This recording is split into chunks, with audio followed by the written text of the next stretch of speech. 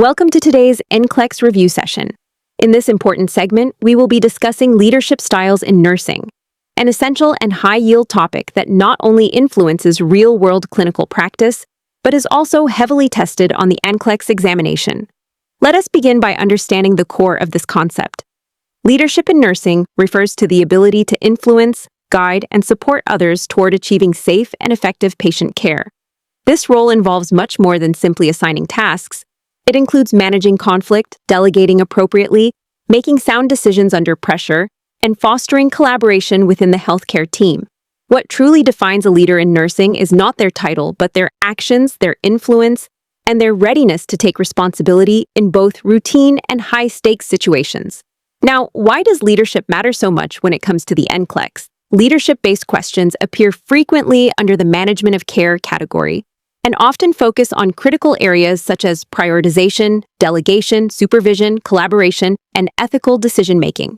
A solid understanding of leadership styles allows you to select the most appropriate response in scenarios involving emergencies, communication breakdowns, or interdisciplinary conflicts. With that foundation laid, let us now explore the major types of leadership styles in nursing practice, each of which comes with its own strengths and limitations depending on the clinical setting. First, we have the autocratic or authoritarian leader. This leader makes decisions independently, with little to no staff input, and is most effective in emergency situations where quick, clear decisions are necessary. However, overuse of this style can suppress staff morale and reduce engagement.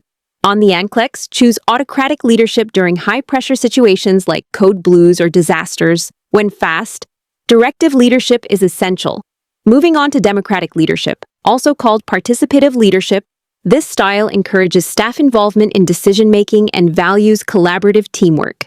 It fosters trust, improves morale, and builds a sense of shared responsibility, although it may slow decision-making due to the time needed for group discussion. On the NCLEX, this is best chosen for unit planning, policy development, or when emphasizing shared governance. Next, we come to the Laissez-Faire leader, who adopts a hands-off approach and gives staff significant autonomy. This leadership style only works well when the team is composed of highly skilled and self-motivated individuals. However, it can quickly lead to confusion and lack of accountability in less experienced teams. On the NCLEX, reserve this option for highly experienced staff who require little to no supervision. Shifting to transformational leadership, this style is centered on vision, inspiration, and team development.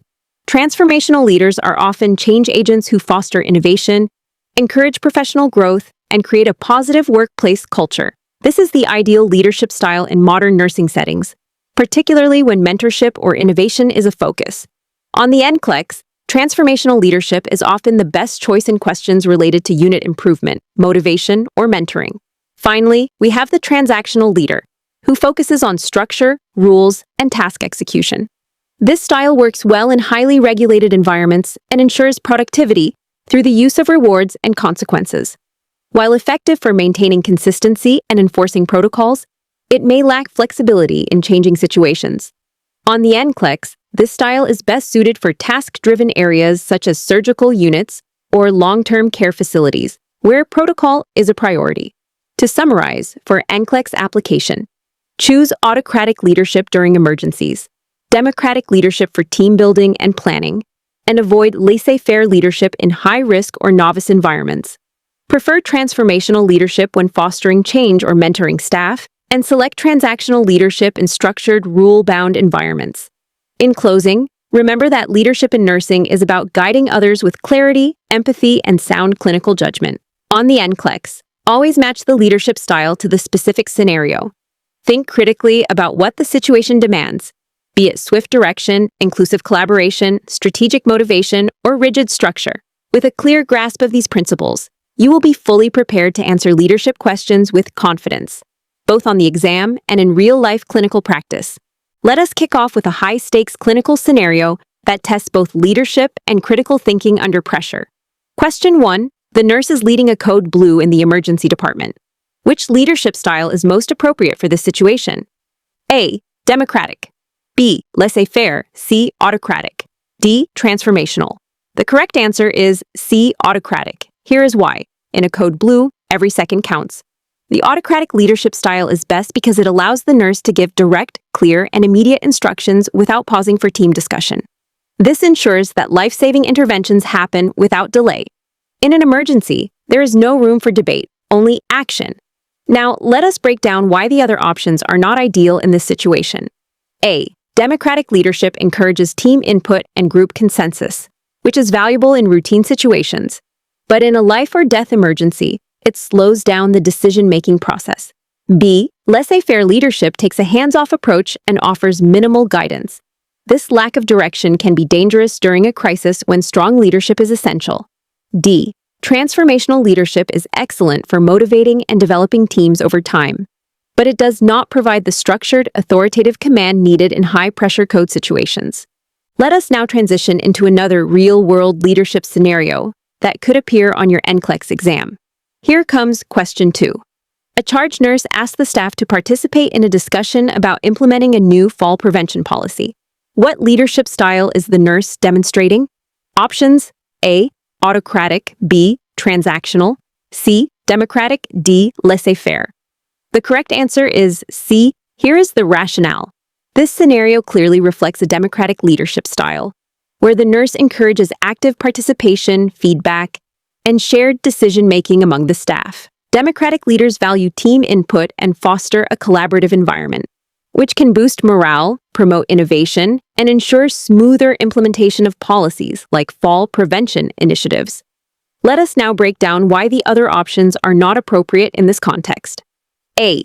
Autocratic. This leadership style is all about control and quick decision-making without team input. An autocratic nurse would simply announce the new policy, not open the floor for discussion. Therefore, this option is incorrect. B. Transactional. While transactional leaders focus on clear structures, rewards, and performance expectations, they are not typically focused on collaborative policy development. The nurse here is not offering incentives or enforcing rules, but rather inviting input, so this is not the best fit. D. Laissez-faire. A laissez-faire leader usually takes a passive or hands-off approach.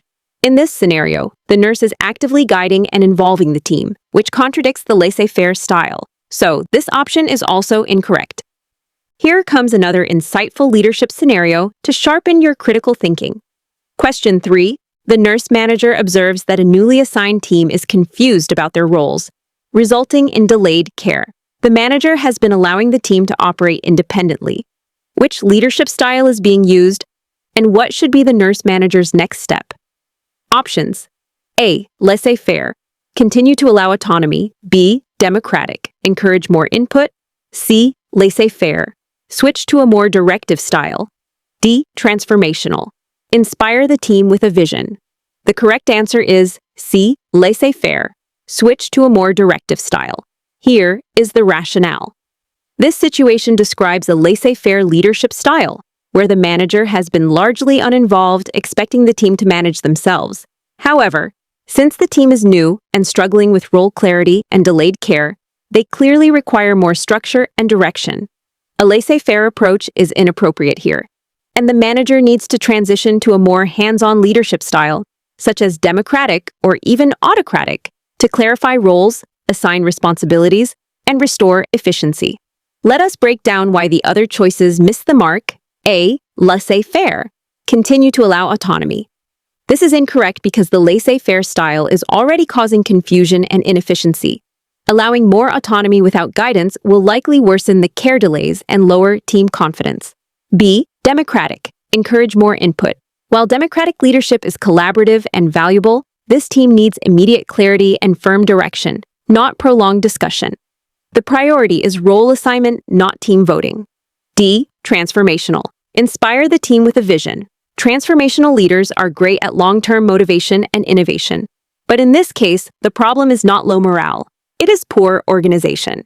The issue requires direct role clarification, not just visionary inspiration. Let us now shift our focus to a forward-thinking question that ties leadership directly to staff satisfaction and growth. Question 4. Which leadership style is most effective for improving long-term nurse retention and fostering professional growth?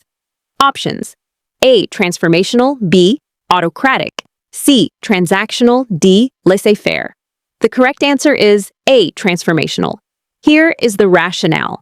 Transformational leadership is all about inspiring, mentoring, and developing nurses to reach their full potential. These leaders create a positive and empowering work culture, which increases job satisfaction and helps retain skilled nurses. They invest in staff education, encourage feedback, and set a vision that motivates the team beyond just task completion, making this style ideal for long-term growth and retention. Now, let us examine why the other options fall short. B. Autocratic. While it may be useful in emergencies or highly structured environments, autocratic leadership can feel rigid and unsupportive over time. This approach does not promote professional development and often leads to nurse burnout or high turnover. C. Transactional. This style focuses on performance, policies, and immediate outcomes like meeting quotas or adhering to protocols. Although it ensures efficiency, it lacks the visionary and developmental support needed to nurture career growth. D. Laissez-Faire.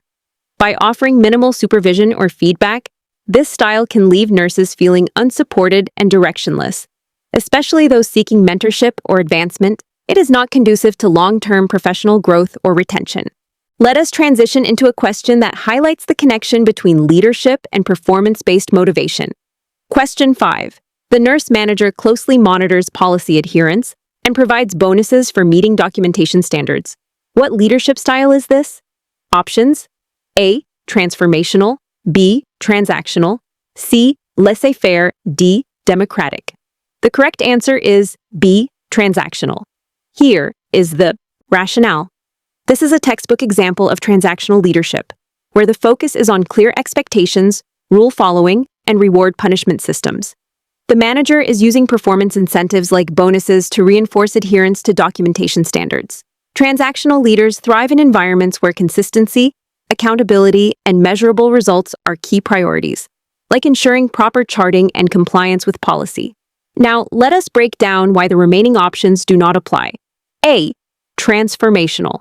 This style is centered on inspiring personal growth, team vision, and professional development, not on tracking policies or giving bonuses. The transformational leader uplifts rather than manages through rewards and rules. C. Laissez-faire.